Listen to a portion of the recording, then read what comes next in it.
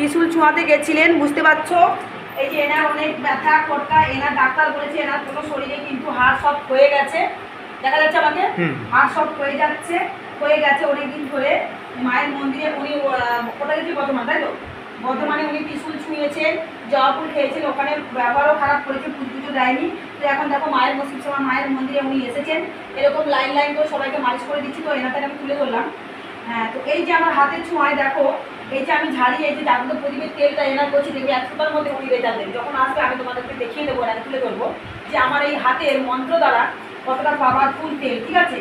ইনি উঠতে বসতে হাঁটতে চলতে প্রচণ্ড কষ্ট, এনার শরীরের হাড়গুলো হয়ে গেছে, ডাক্তারও বলেছে।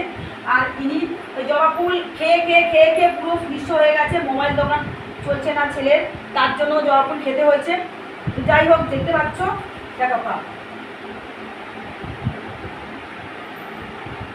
তোমাদেরও যদি এরকম সমস্যা থাকে, পা খটকা, ব্যথা, যন্ত্রণা, বেদনা, আমি ফ্রিতে কাজ করি, টাকা পয়সা নিই না, শুধু আমার হাতে 3 বার মালিশ নিয়ে যাও।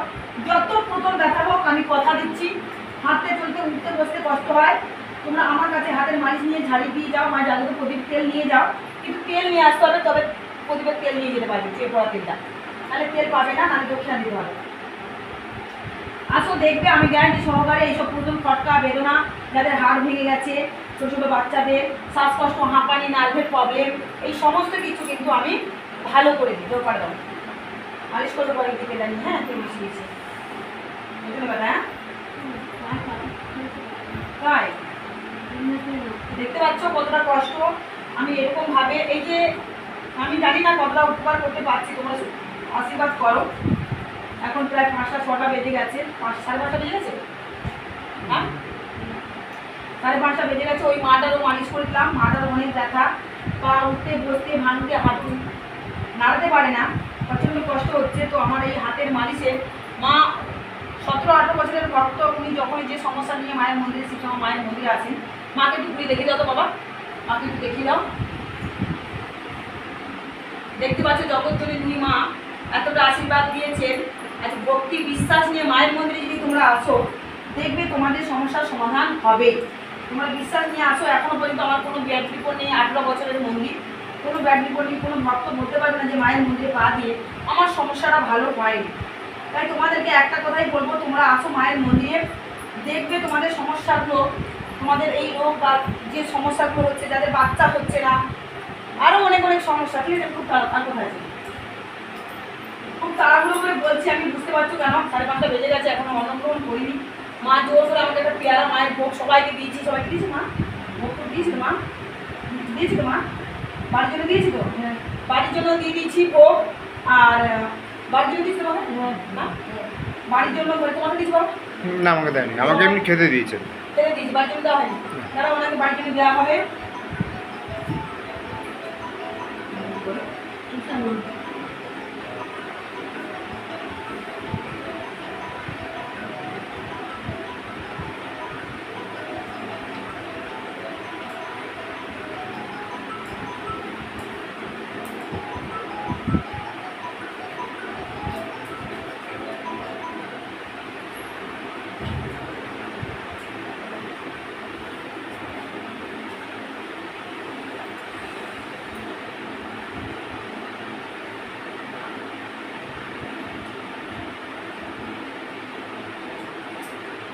দেখবে এখান থেকে 100টার মধ্যে অনেক কমে যাবে তোমার, ঠিক আছে। এগুলো যদি সব কিছু করে না হয়ে যাবে।